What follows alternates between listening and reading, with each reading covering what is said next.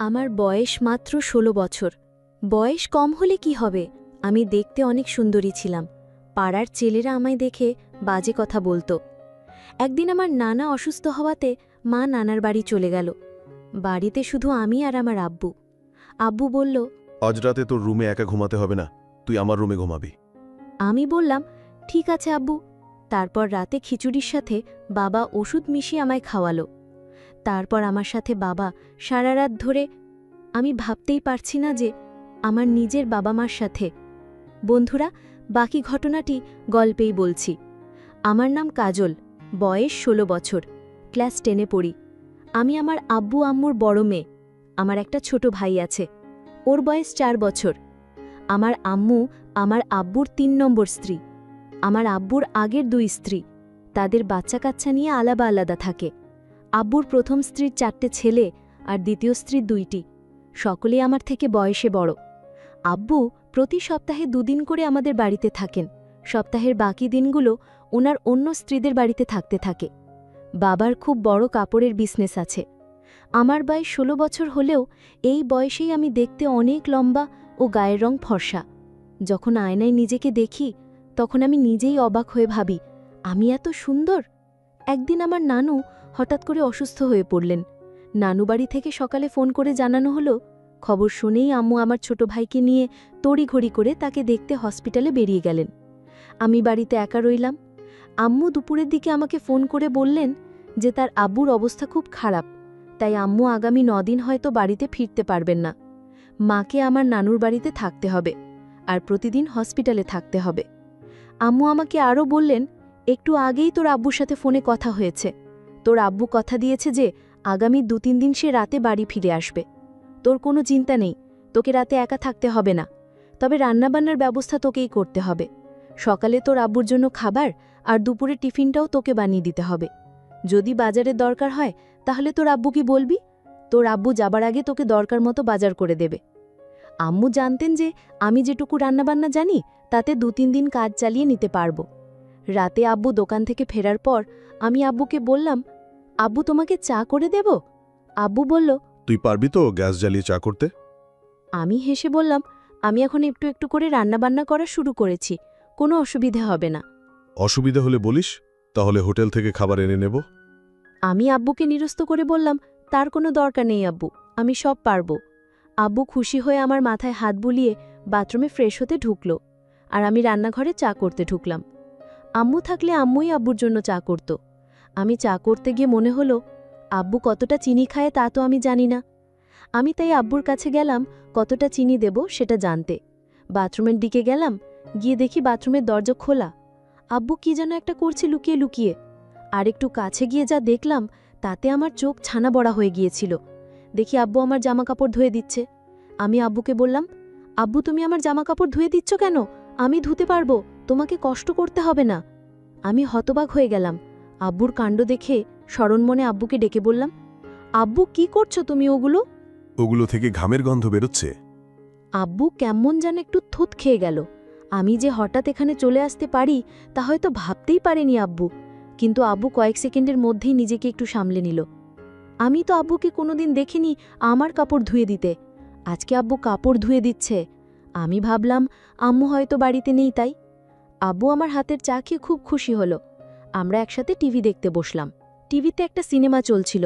সিনেমাতে হঠাৎ একটা অদ্ভুত দৃশ্য দেখতে পেলাম, আর সেটা দেখে আমার ভয় করতে শুরু করলো। আমি ভূতকে খুব ভয় পাই। আমার এই ভয় অবস্থায় নিজের আব্বুকে নিজেরই কেমন যেন অচেনা বলে মনে হতে লাগলো। যে আব্বু আমাকে কষ্ট করে বড় করেছে, যে আব্বুর কাছে এটা ওটা বায়না করেছি, দুষ্টুমি করলে বা পড়াশোনায় ফাঁকি দিলে আব্বুর ধমক খেয়ে যে অভিমানে কান্নাকাটি করেছি, শরীর খারাপ হলে যে আব্বু আমার পাশে সারা রাত ঘুমিয়ে থেকেছে, সেই আব্বুকে আজ হঠাৎ কেমন যেন অচেনা একটা বাইরের লোক বলে মনে হচ্ছিল। আব্বুকে আজ আমি অন্যরকম দেখতে পেলাম। চট করে উঠে পড়ে রান্নাঘরের দিকে হাঁটা দিলাম। আব্বুকে বললাম, আব্বু আমি একটু রান্নাঘরে যাচ্ছি, আমাকে রাতের খাবার গরম করতে হবে। আমি আব্বুকে দেখলাম আমার পিছু পিছু রান্নাঘরে চলে আসছে। আমি আব্বুকে বললাম, তোমার আসার দরকার ছিল না, আমি সব কিছু করতে পারবো। তারপর রাতে আমি আর আব্বু একসাথে খাবার টেবিলে খেতে বসলাম। দেখি খাবার খেতে বসেও আব্বু এক অন্যরকম দৃষ্টিতে আমার দিকে বারবার তাকাচ্ছে। জীবনে কোনোদিন আব্বুকে আমার দিকে এরকমভাবে তাকাতে দেখিনি আমি।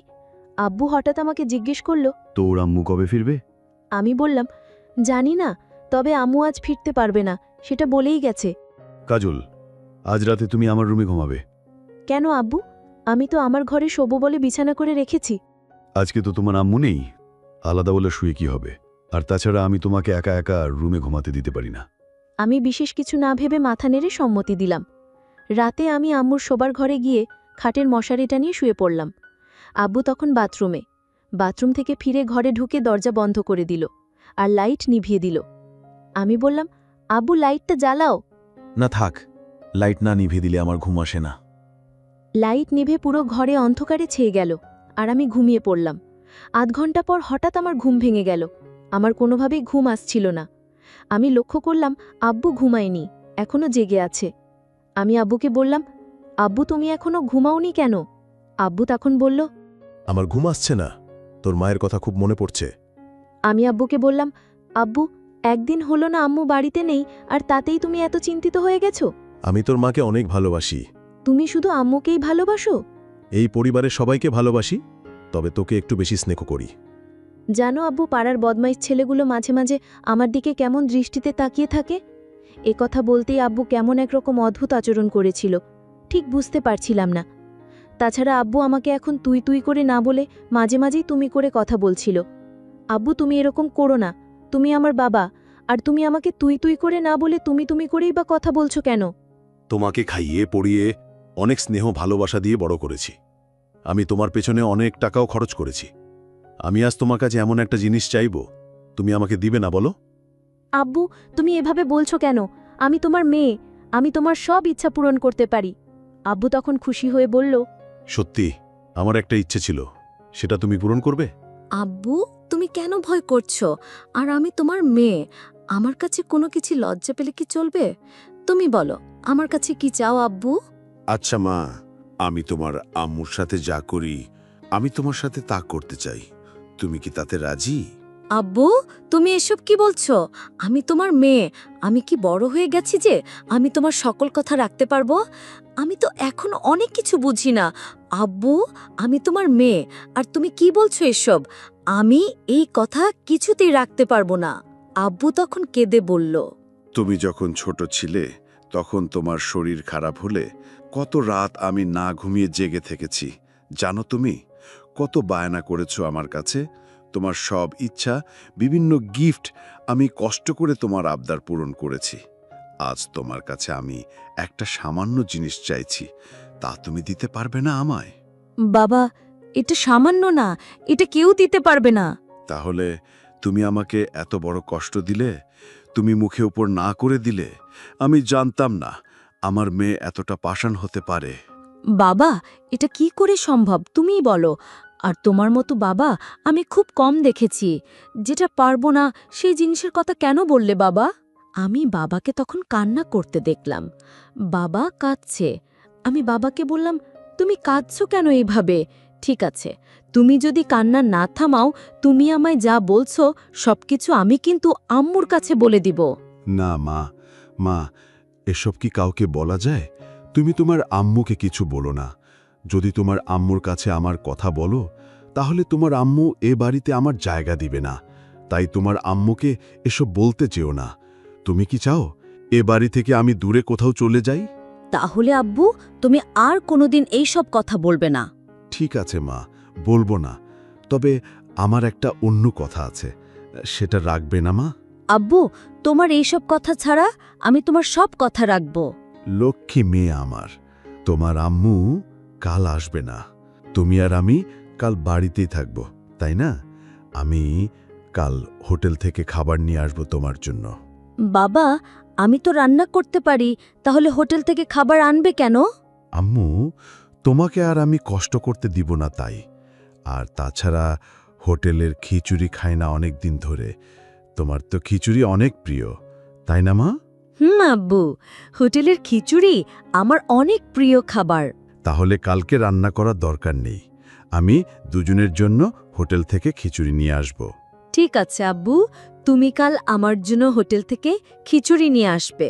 পরের দিন আমি সারা দিন ঘরে বসে টিভি দেখছিলাম আর বাবা বাজারে চলে গেল। রাত 10টা হয়ে গেছে, বাবা এখনো বাজার থেকে ফিরছে না। আমি বাবাকে ফোন দিলাম, ফোনটাও রিসিভ হচ্ছে না। আমি চিন্তায় পড়ে গেলাম। আমি চিন্তা করতে করতে হঠাৎ দরজায় নক করল। আমি দরজাটা খুলে দিলাম। দেখলাম বাবা আমার জন্য খিচুড়ি নিয়ে হাজির। বাবা বলল, এই খিচুড়ি অনেক স্বাদের, আমি বাজারে গেলে মাঝে মাঝেই খাই। আজ তোমার জন্য স্পেশাল খিচুড়ি নিয়ে আসলাম। আব্বু, তুমি হাত মুখ ধুয়ে এসো, আমরা একসাথে খাবো। ঠিক আছে মা, আমি হাত মুখ ধুয়ে আসছি। তুমি খিচুড়ি টেবিলে রেডি করো। বাবা টেবিলে বসল আর আমি 2টা প্লেটে করে খিচুড়ি নিয়ে আসলাম। বাবা হঠাৎ বলল, মা, আমার শরীরটা খারাপ লাগছে, আমি এখন কিছুই খেতে পারবো না, তুমি খেয়ে নাও। না বাবা, তোমার খেতে হবে, নইলে আমি খাবো না। মা, আমি অনেক খুশি হলাম, কিন্তু আমার খেতে ইচ্ছা করছে না। হঠাৎ কেমন জানি হচ্ছে, আমি খেতে পারবো না। মা, তুমি সবটুকু খিচুড়ি খেয়ে নাও। যদি পারো তাহলে আমাকে 1 গ্লাস ঠান্ডা পানি দাও। বাবার এই মতলব আমি বুঝতে পারিনি। আসলে বন্ধুরা, বাবা কেন খিচুড়ি খেতে চাইল না তা যদি তোমরা জানো তাহলে তোমাদের হুশ উড়ে যাবে। এই খিচুড়ি আমি খাওয়ার পরে আমার কি হয়েছিল এবং বাবা আমার সাথে কি করছিল তা জানতে ভিডিওটি শেষ পর্যন্ত দেখতে থাকো। যাই হোক বন্ধুরা, আমি সেই খিচুড়ি বাবার আদেশে খেয়ে নিলাম। খিচুড়িটা অনেক টেস্ট হয়েছে, আমার কাছে খুব ভালো লাগছিল। কিন্তু খিচুড়িটা খাওয়ার পর হঠাৎ আমার মাথাটা যেন ঝিমঝিম করছিল, আমার চোখ দিয়ে অন্ধকার দেখতে পেলাম। আমি বাবাকে বললাম, বাবা, আমার শরীরটা জানি কেমন করে করতেছে, আমি ঘুমাবো, আমি আমার রুমে ঘুমিয়ে পড়ি। বাবা, তুমি তোমার রুমে গিয়ে শুয়ে পড়ো বাবা। আমি আমার রুমে গিয়ে শুয়ে পড়লাম আর দরজাটা লক করতে ভুলে গিয়েছিলাম। আমি তখন বিছানায় শুয়ে পড়লাম আর শুয়ে পড়ার সাথে সাথে ঘুমিয়ে গেলাম। আমি গভীর রাতের জন্য অপেক্ষা করতেছিলাম। রাত 2টা বাজে, তখন আমি আমার মেয়ের রুমে গেলাম। তারপর তার বিছানায় বসলাম। দেখলাম আমার মেয়ে নিষ্পাপ শিশুর মতো ঘুমাচ্ছে। আমার মেয়েকে চাঁদের চেয়েও সুন্দর লাগছিল। আমি আমার মনের অজান্তে ভুলেই গিয়েছিলাম এটা আমার মেয়ে। আমি যখন আমার মেয়ের দিকে তাকিয়েছিলাম তখন দেখলাম মেয়ে আমার খুব শান্তিতে ঘুমাচ্ছে।